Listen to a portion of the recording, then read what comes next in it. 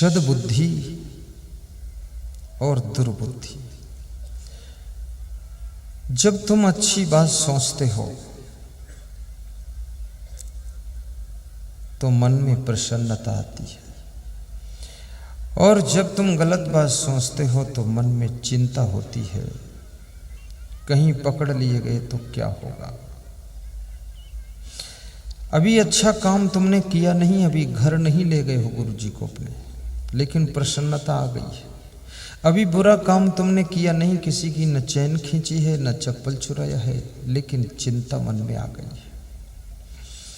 बुरा सोचते ही मन में चिंता आ जाती है, और अच्छा सोचते ही मन में प्रसन्नता आ जाती है।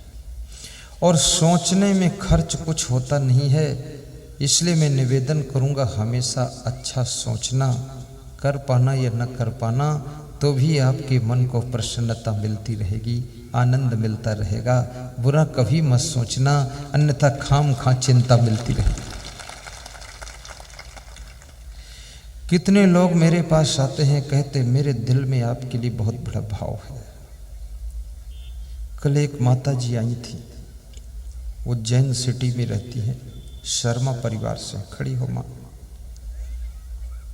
बहुत मेहनत करती हैं, अकेला ही उनका जीवन है, बेटी है, बहुत बड़ी श्रद्धा है। बैठो बेटी।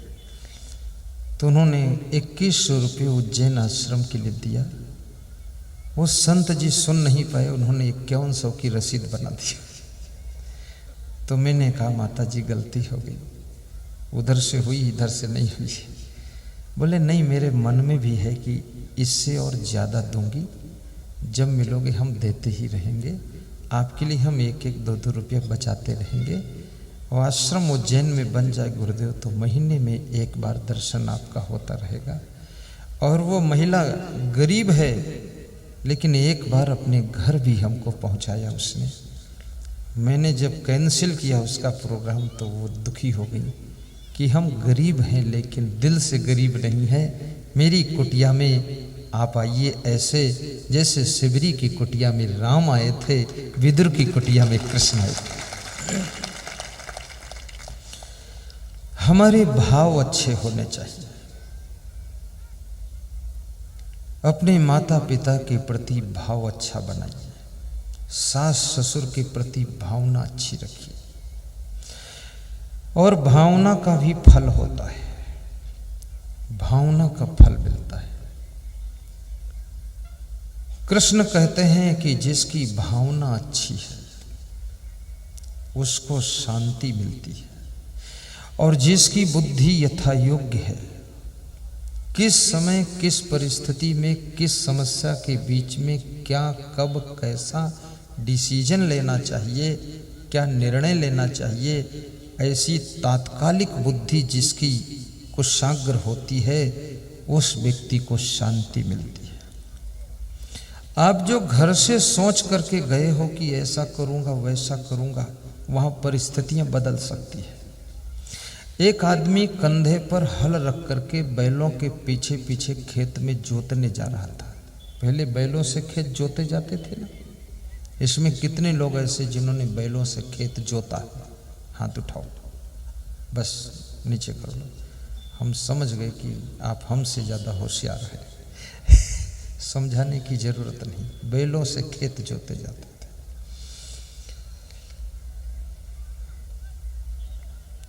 वो कंधे पर हल रख करके बैलों के पीछे पीछे खेत को जाता था। किसान, जिसको गुजरात में खेड़ू कहते हैं, वो किसान को रास्ते में एक महिला पान बेचती हुई मिलती थी, पनवाड़िन महिला। वो एक डलिया में पान रखती थी और सुपारी सरौता से काटती रहती थी। तो उसने पूछा उस किसान से कि तेरे कंधे पर क्या? तो उसने कहा मेरे कंधे पर हर।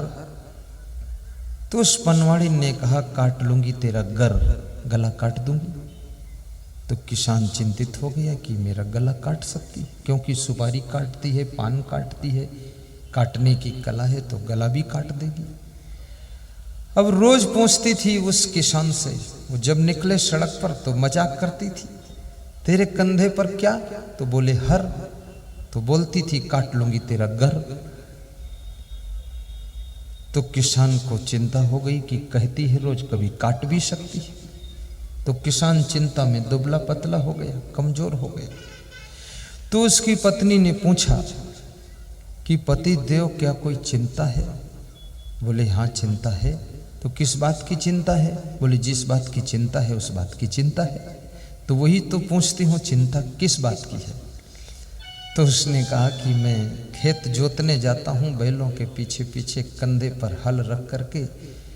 तो रास्ते में एक पान बेचने वाली स्त्री मिलती है, वो पूछती है तेरे कंधे पर क्या?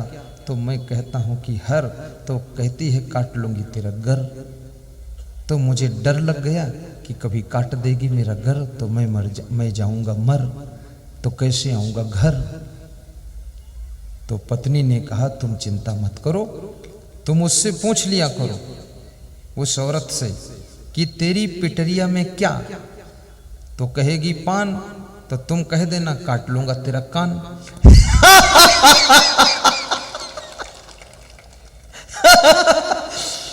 तो वो पति बड़ा खुश हुआ कि वाह मेरी पत्नी बुद्धिमान है, सेटिंग बिठा दिया, चिंता मिट गई, हंसने लगा। कितने घरों में स्त्रियां बहुत बुद्धिमान होती हैं। ऐसे स्त्रियां तो प्रायः बुद्धिमान होती हैं, पुरुष ही ज्यादातर बुद्धू होते हैं। पुरुष क्यों बुद्धू होते हैं? क्योंकि बुद्धू की पहचान होती है वो नशा करेगा, ताश खेलेगा, जुआ खेलेगा, दारू पिएगा, पान पुड़िया खाएगा, गोबर खाएगा, मुर्गा बकरा खाएगा, जो मिल जाएगा। सड़क किनारे की लेटरिन भी थोड़ी उठा के खा लेगा। ये बुद्धू ही है, बुद्धि विवेक नहीं है। लेटरिन खाने वाले सुअर को खा जाएगा, गंदगी खाने वाली मछली को खा जाएगा, इसका कोई ठिकाना थोड़ी है। इतनी स्त्रियां बैठी हैं, अभी सर्वे किया जाए तो इसमें कोई स्त्री दारू नहीं पीती। अब कोई एक आध ने भले स्टार्ट कर दिया हो। हाँ, कुछ है लेडीज मजेदार, दमादम मस्त कलंदर, पति का दूसरा नंबर, इनका पहला नंबर।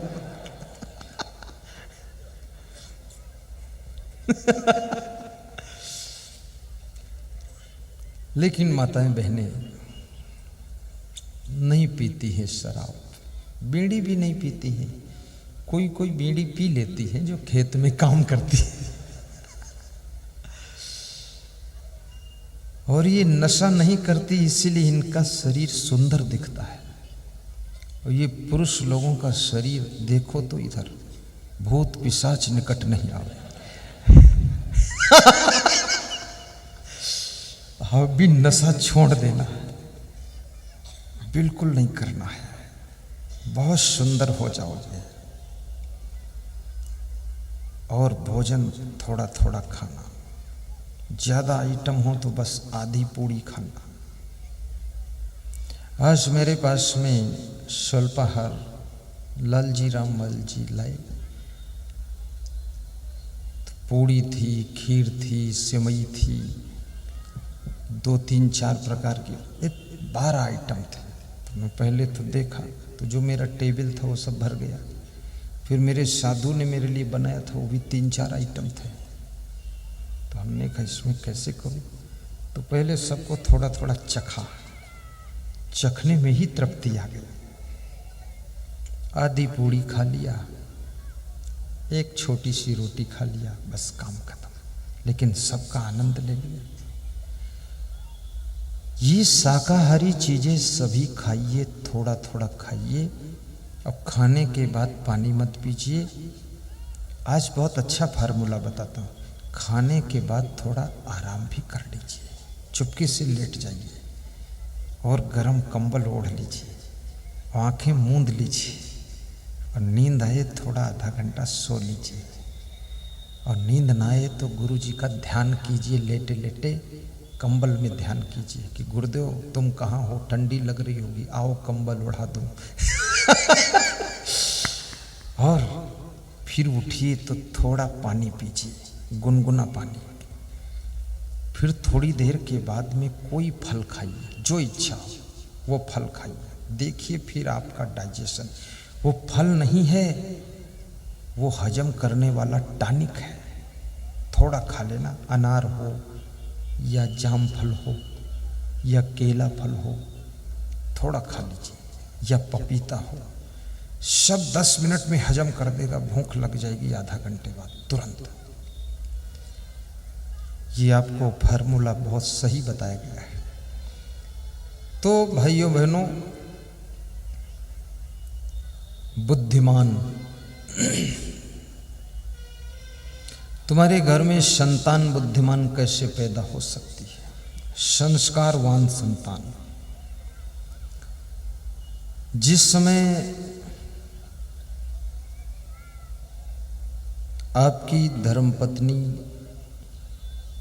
गर्भवती हो तो उस समय उसको प्रवचन सुनना चाहिए, भजन सुनना चाहिए, हरी सब्जी और दाल का सेवन करना चाहिए और प्रसन्न रहना चाहिए। धार्मिक शास्त्रों को थोड़ा थोड़ा पढ़ना चाहिए और थकान आने पर आराम करना चाहिए। चिंता नहीं करना चाहिए, दुखी नहीं होना चाहिए, क्रोध नहीं करना चाहिए।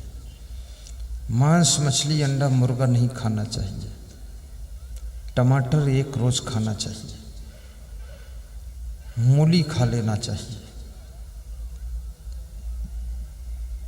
प्रसन्न रहना चाहिए और गुरु जी के प्रवचन को ध्यान से सुनना चाहिए। तो आपके द्वारा जो बच्चे का जन्म होगा वो संस्कारी आत्मा पैदा होगी और बुद्धिमान संतान पैदा होगी। गर्भवती पीरियड में स्त्री को रोना भी नहीं चाहिए, दुखी नहीं होना चाहिए और गुस्सा तो बिल्कुल नहीं करना चाहिए, अन्यथा आपके द्वारा संतान ज्वालामुखी पैदा होगी, बहुत क्रोध करेगी। गर्भवती महिला को जिद भी नहीं करना चाहिए। तो क्या गर्भवती ना हो तो जिद करना चाहिए? ऐसे तो कभी नहीं करना चाहिए।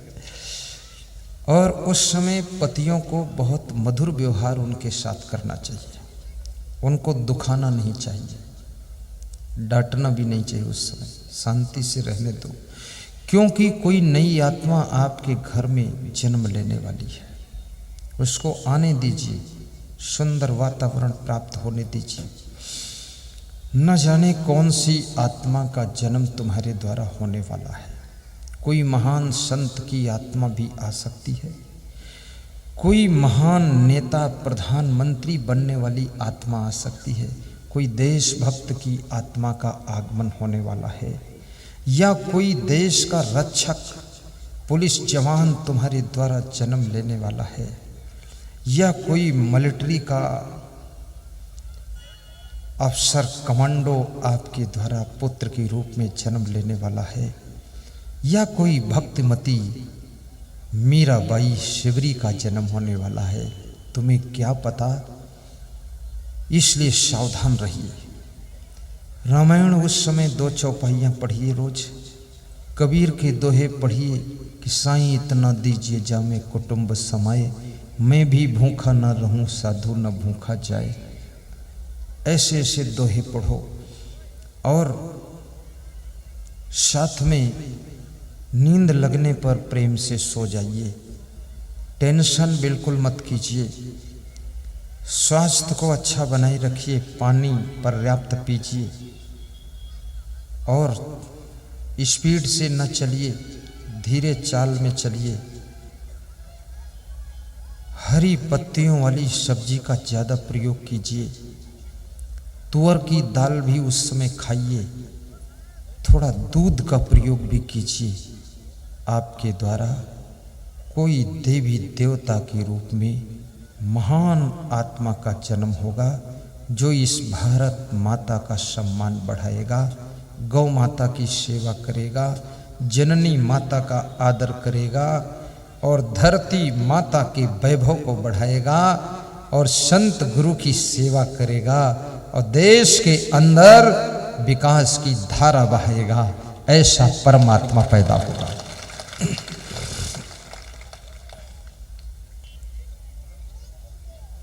ऐसा वैसा खाना पीना छोड़ देना। तो नास्त बुद्धि अयुक्तस्य, जिसकी बुद्धि यथा योग्य है।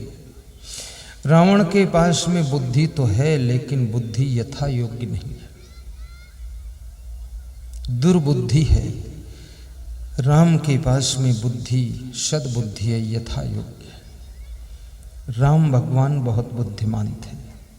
कब कहाँ कैसे क्या बोलना चाहिए, कब कहाँ कितना क्या डिसीजन लेना चाहिए, ये राम को पता रहता था। बुद्धिमान व्यक्ति थे। रावण की बुद्धि अहंकार में लिप्त थी।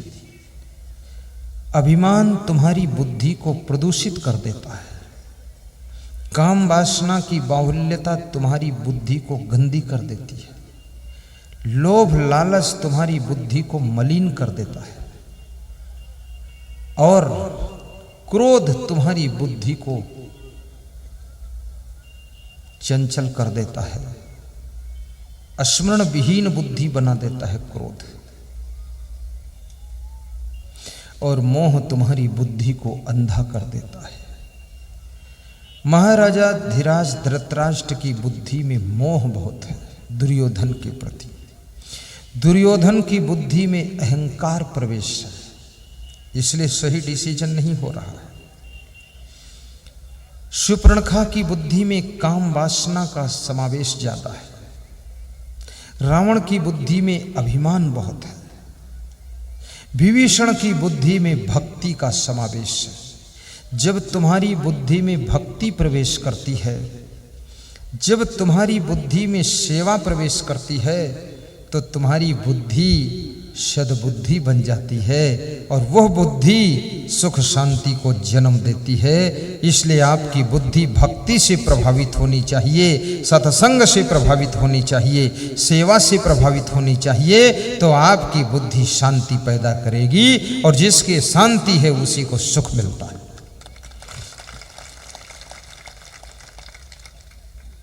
मीराबाई की बुद्धि में भक्ति प्रवेश कर गई है। शबरी गरीब है, पर उसकी बुद्धि भक्ति से भीगी हुई है। भोले बाबा शबरी। और मैं निवेदन करूंगा, बुद्धि आप सभी के पास में है, बुद्धि कम नहीं है।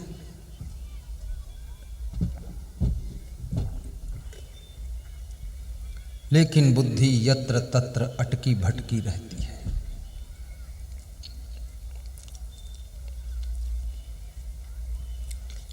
अधिक भोजन खाने से बुद्धि घट जाती है। बिल्कुल भोजन न खाने से शरीर थक जाता है। इसलिए मैं निवेदन करूंगा, मीडियम भोजन कीजिए।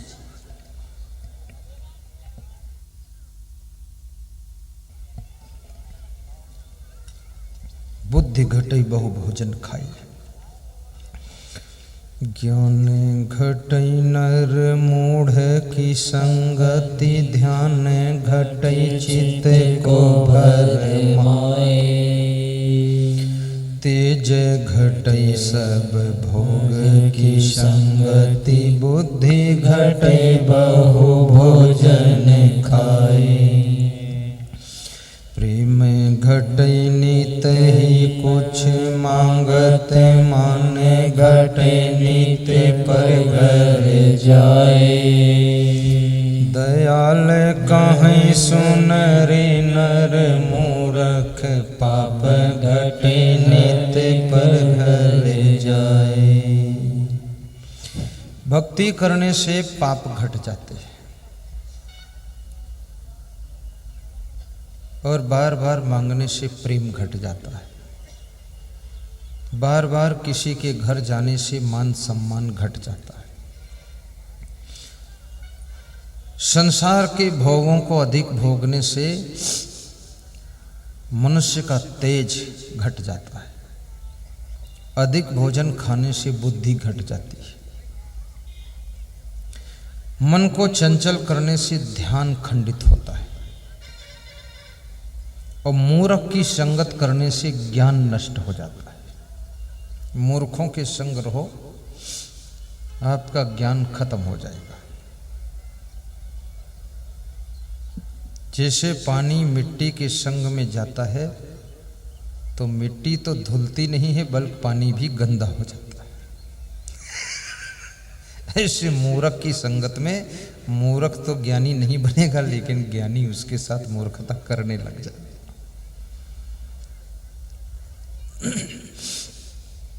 ज्ञान घटे नर मूढ़ की संगति।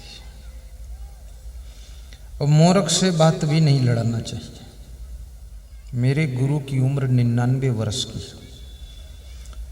तो रास्ते में चलते चलते मेरे गुरुजी श्लोक बोलते थे और मैं सुन सुनकर याद करता था, और कोई ज्ञान की बात सुनाते थे मैं याद करता था।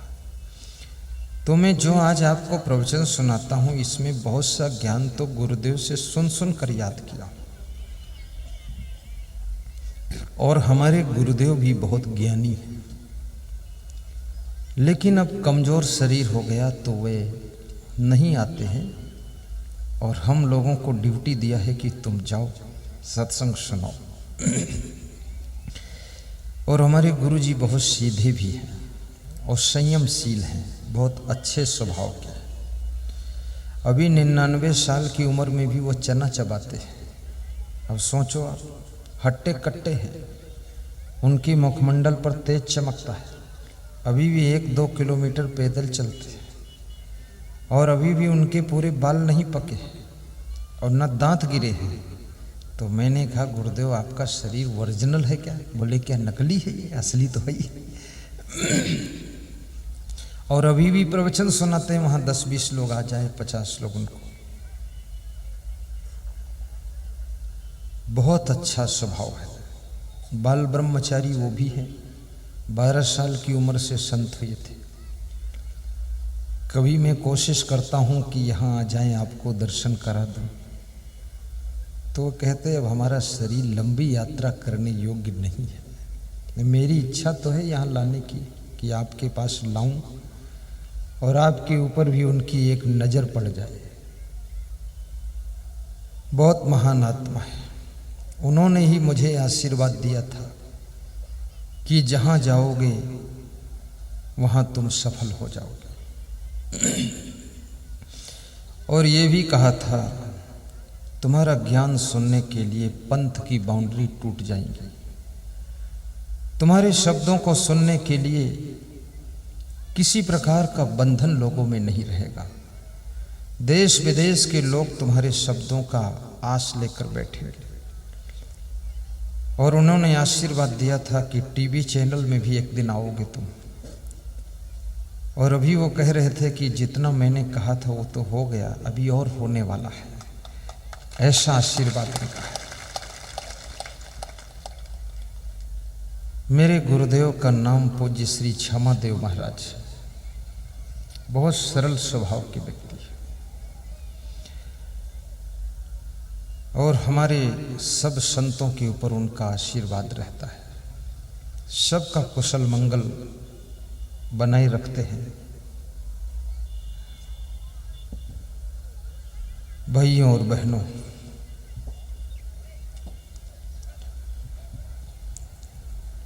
आपके पास में बुद्धि बहुत है। बुद्धि को सही दिशा में खर्च कीजिए। नास्त बुद्धि युक्तस्य न चायुक्तस्य भावना। ये जो लोग ताश खेलते हैं ना, ये भी बुद्धिमान होते हैं, नहीं तो इक्का पर दुक्का, दुक्का पर छक्का कैसे मारेंगे? बुद्धिमान तो हैं। ये जुआ खेलते हैं लोग, ये भी बड़े बुद्धिमान होते हैं। और ये जो लोग चोरी करते हैं, ये तो बहुत बुद्धिमान होते हैं। जितना चोर है चोट्टा, बहुत दिमाग होता है उसके पास। वो रात दिन गणित बिठाता है किस तरह से चोरी होगी। चोर बहुत ब्रिलियंट होता है। लेकिन ये चोर और ये जुआरी, ये शराबी, ये ताश खेलने वाले, ये अपनी बुद्धि का सही प्रयोग नहीं कर पाते। यदि ये सही प्रयोग करें तो ये बहुत आगे जा सकते हैं। इनकी बुद्धि की दिशा गलत राह में खर्च हो रही है।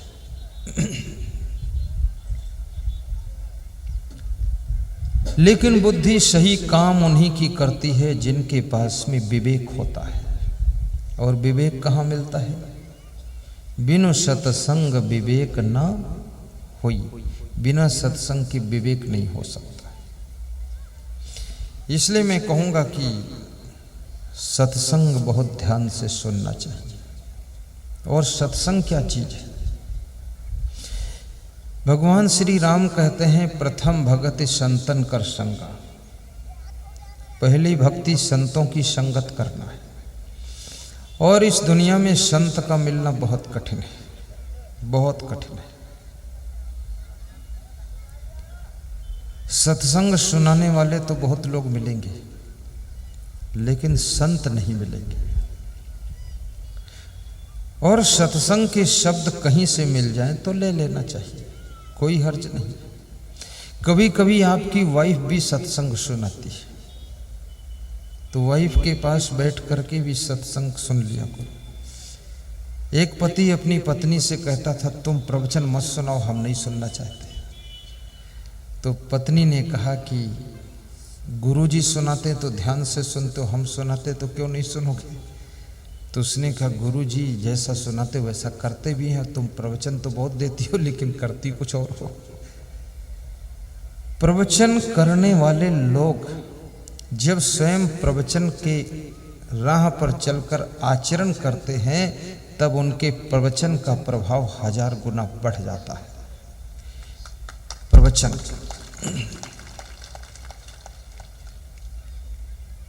हमारे आश्रम में कहीं बोर्ड नहीं लिखा लगा है कि बीड़ी पीना मना है, पर वहां कोई पीता ही नहीं, क्योंकि जब हम नहीं पीते तो कौन पिएगा? सब पहले से जान जाते हैं। और कितने बोर्ड लिखकर लगा दो कि बीड़ी पीना यहाँ मना है, और तुम खुद सिगरेट पियो तो लोग खूब पीते रहेंगे, बोर्ड पर धुआं फेंकेंगे पीकर।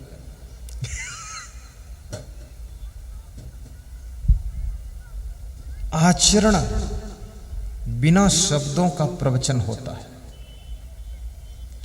प्रवचन में तो शब्द होते हैं, और आचरण बिना शब्दों का प्रवचन की जान होता है। तो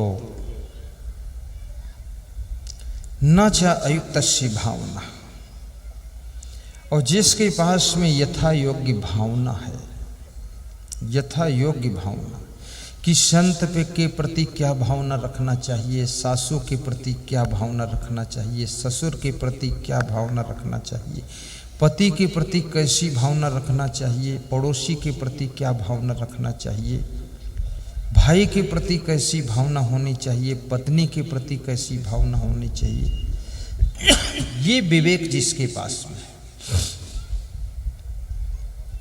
कितने लोगों के पास में तो भावना में विवेक नहीं, यथा योग्य भावना नहीं। भाई को दुश्मन की तरह देखते हैं, भावना बिगड़ गई। भगवान श्री राम से सीखो। हनुमान चालीसा यदि आपने पढ़ा होगा तो हनुमान चालीसा में एक चौपाई लिखी है कि रघुपत कीन्ही बहुत बड़ाई, तुम मम प्रिय भरतहि सम भाई। राम ने हनुमान जी की बहुत बड़ाई किया। आज आदमी अपने गुरु की बड़ाई करने में भी संकोच करता है, अपने बाप की बड़ाई करने में संकोच करता है, अपनी पत्नी की प्रशंसा करने में संकोच करता है कि तुमने अच्छा भोजन बनाया, ये भी नहीं कह सकता है। लेकिन राम भगवान कितने महान थे जिन्होंने एक बंदर की बड़ाई किया, हनुमान जी की बड़ाई किया, और थोड़ी बड़ाई नहीं किया, बहुत बड़ाई किया। रघुपत कीन्ही बहुत बड़ाई, बहुत बड़ाई किया। अरे हनुमान तुम महान हो, तुम जैसा कौन है, तुम बहुत बुद्धिमान हो, अतुलित बल धामम मनोजवम मारुत वेग तुल्यम, आदि आदि सब बातें उन्होंने कहा। और जिसकी तुम बड़ाई करते हो ना, बड़ाई